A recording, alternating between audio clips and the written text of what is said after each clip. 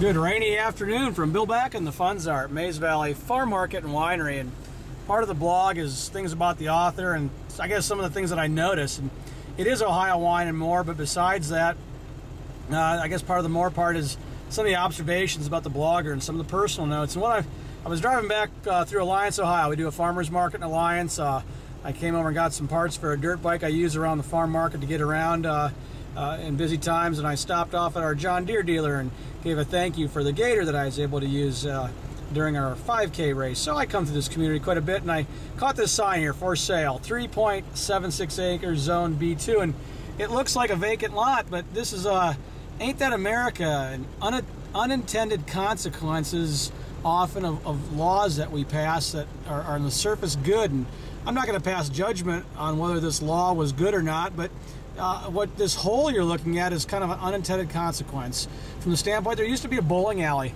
in this lot, and I had talked to the owner. I remember a couple years ago, he was one of the girls that worked for him was actually a customer of ours at the winery.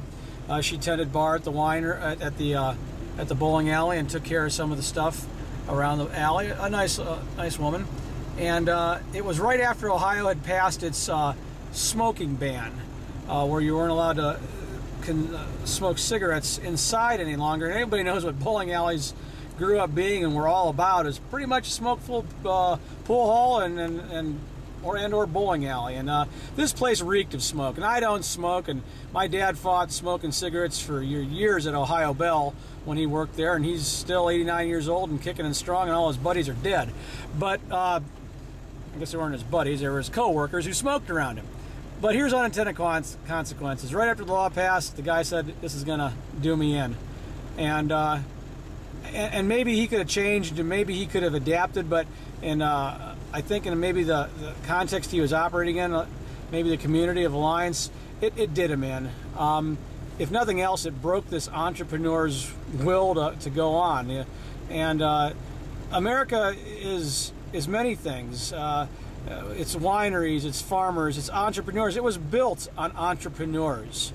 It was built on the individual. I mean, we have some great successes through collective work and labor and whatnot, but really the spirit that drives it, the spark that gets everything going and puts things in motion and makes things happen so that others can build upon them, comes from the entrepreneur.